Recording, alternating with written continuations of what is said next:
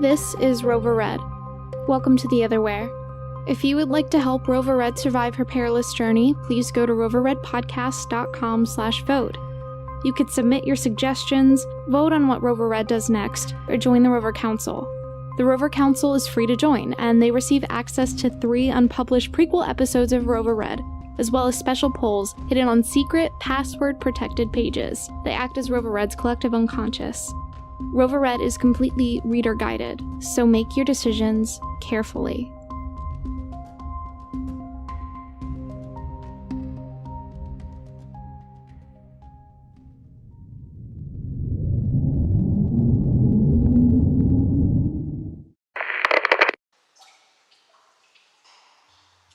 Everyone I've ever loved is gone, buried beneath a pile of rubble that I brought down. I've searched what's left of the compound for the past 3 days. And what have I found? Nothing.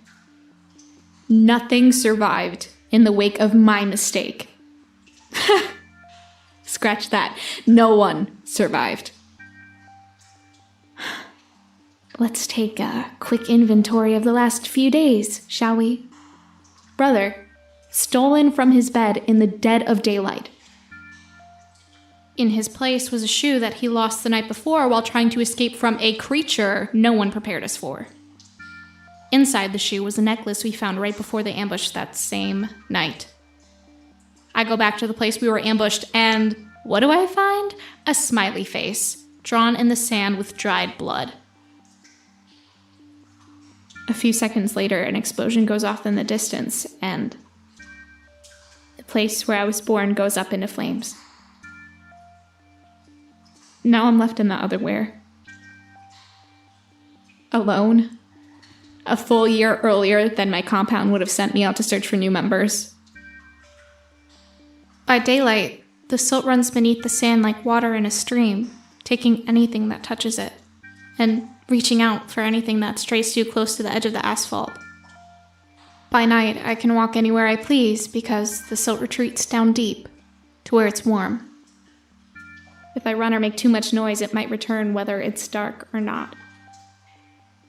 It's safer to hold up during the day, away from where the silt can get you, like I am in this stupid cave. God, I'm so alone. All I got is you, light screen.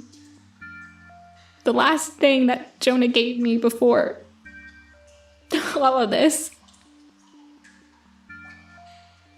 I still haven't figured out what all of your buttons do, and you have to do more than just record audio journals, right? Anyway, tomorrow night, I'm going to the skyscraper. The one that Jonah warned me about the night that we were ambushed. He didn't want me to go there, but he had to have visited that place.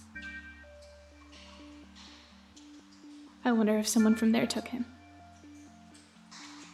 We were trained to be rovers from birth, roving the land, looking for those we could convert to the rover way of life, building compounds wherever we could.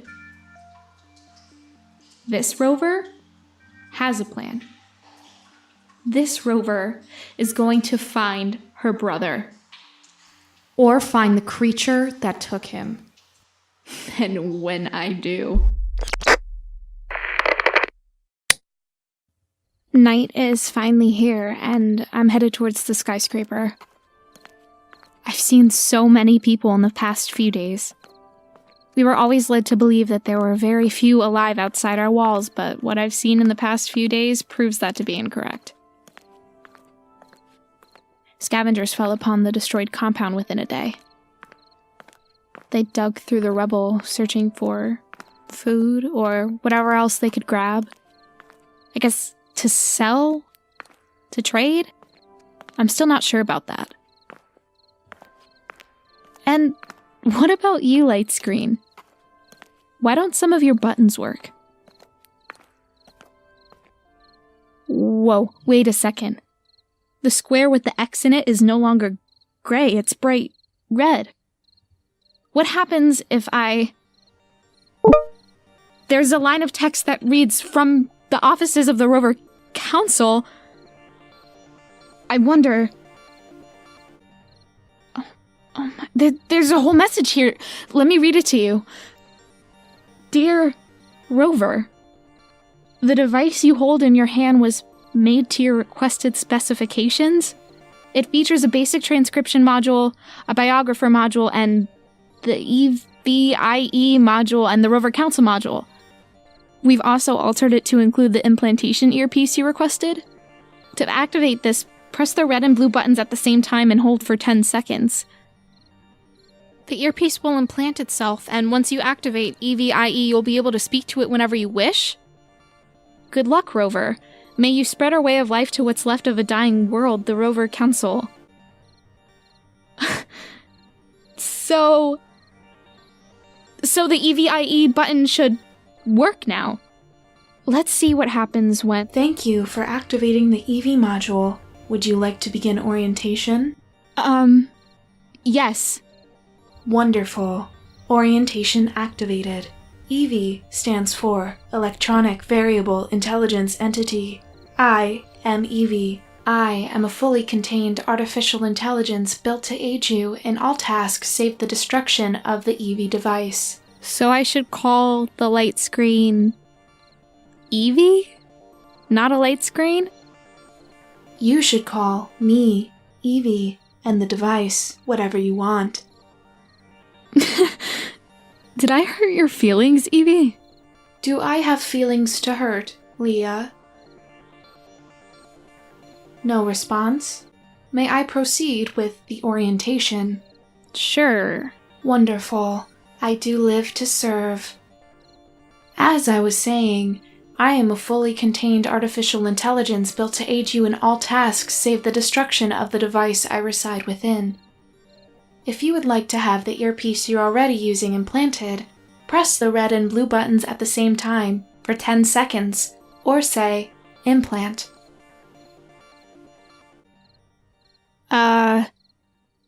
Implant? Activating.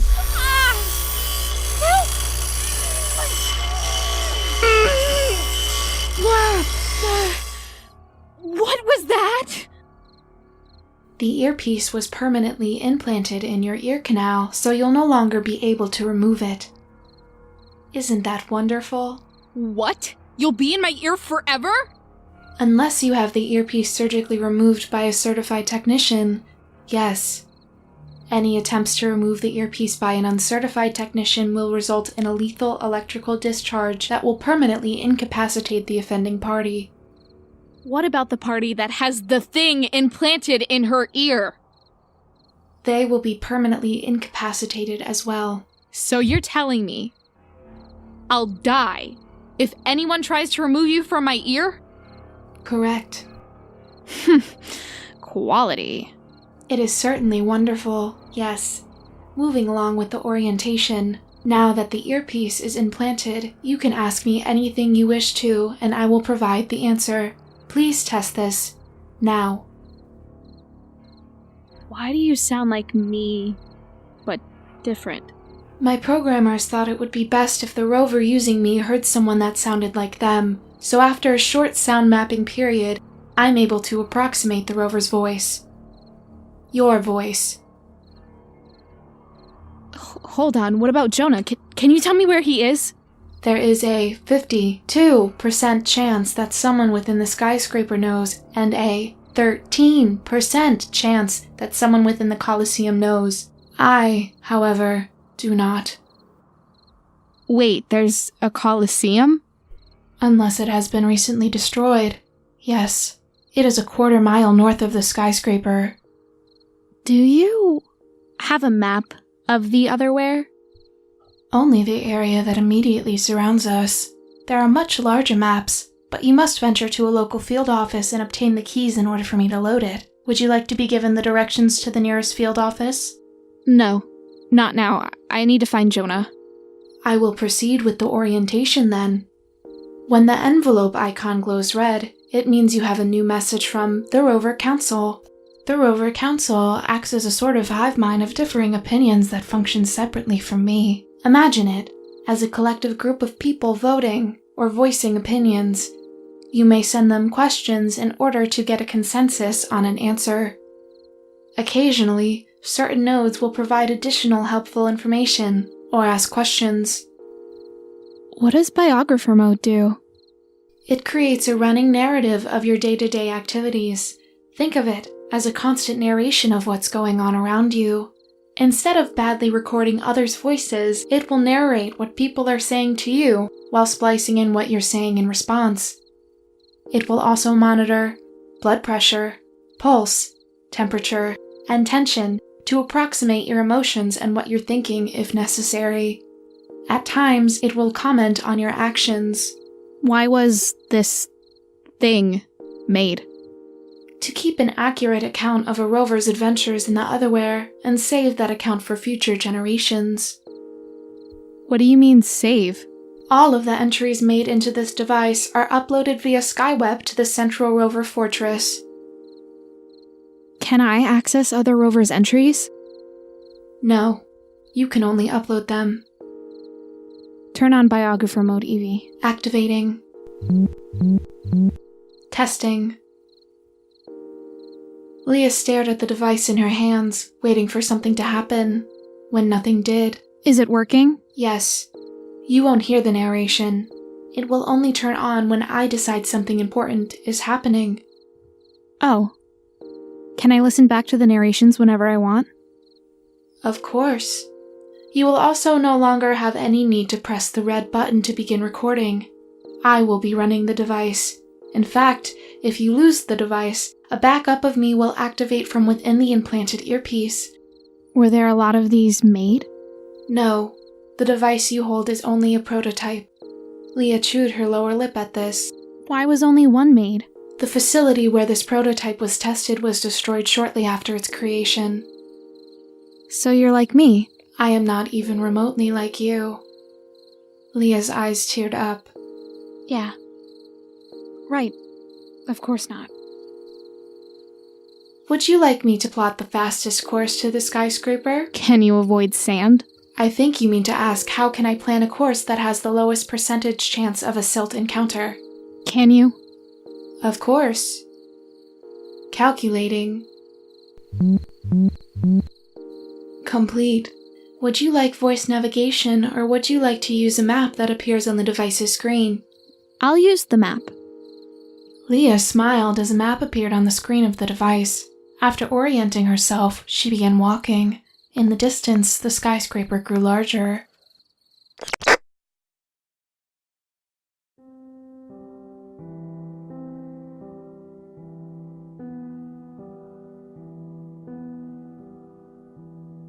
Oh.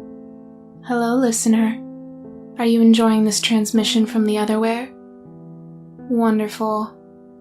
You should consider supporting Leah on her journey to find Jonah, and I've made it very easy to do that. Visit roverredpodcast.com/support to find out how. Maps, scripts, exclusive items, mini episodes starring me, Evie. These can all be yours. Become a patron. Choose a side. Become a rover. Goodbye.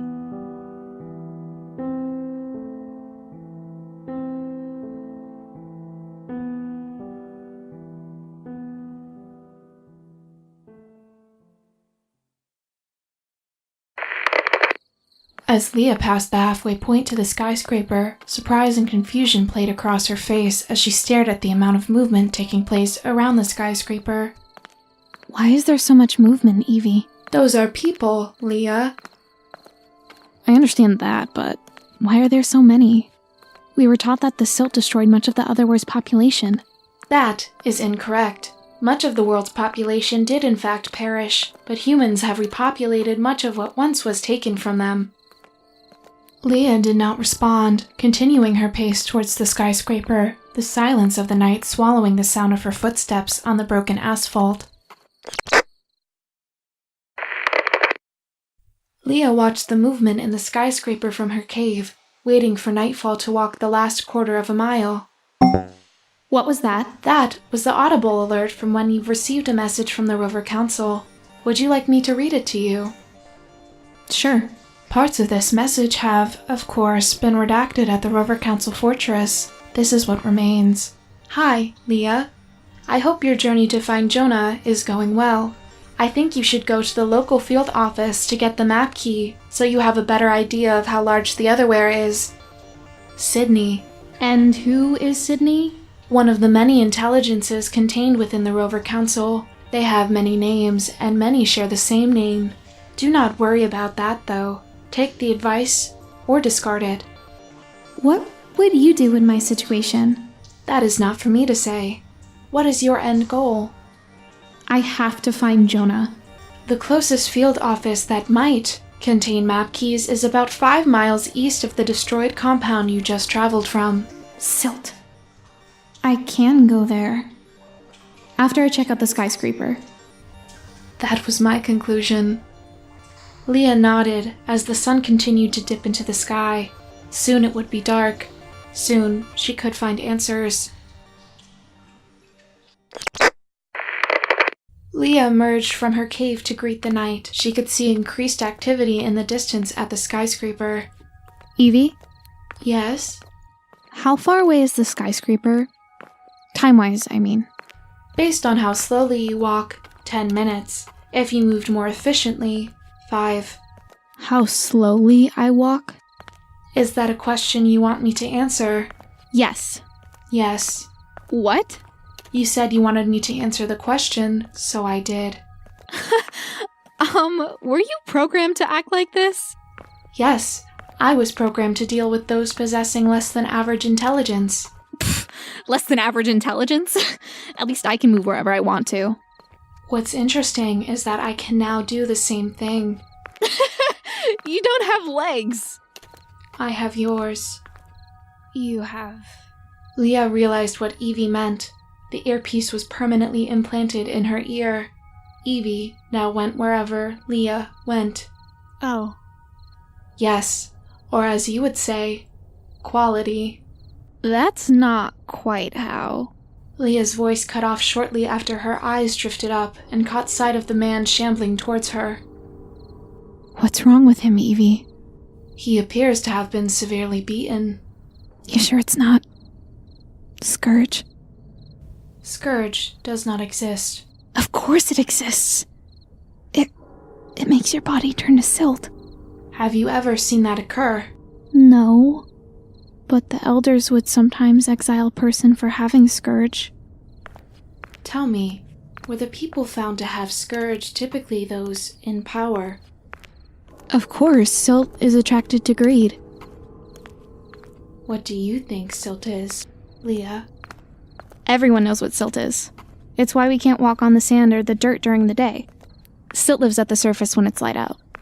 We have to be very careful not to get too close to the edge of any asphalt as well. Silt sometimes uses long tentacles to snatch people who travel too close from the edge of roads and sidewalks. It's why we can't be too loud on the sand during the night. And silt is attracted to greed.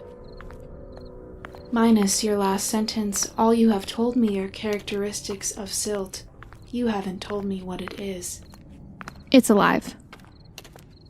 Yes. Okay, so if those people didn't have Scourge, why did the elders exile them from the compound? Politics. What? Politics. How do you mean? If you have someone you want to replace in power, all you have to do is say that they have Scourge, exile them, and now you're free to do what you want. That is usually how it happened. Leah didn't respond for a long time. In fact, she didn't even notice that the shambling man had turned off the path. Ahead, the skyscraper towered over Leah. She was surprised to see that the front doors were covered in long spikes and closed. Leah approached the massive doors, pressing a button on the wall to the left.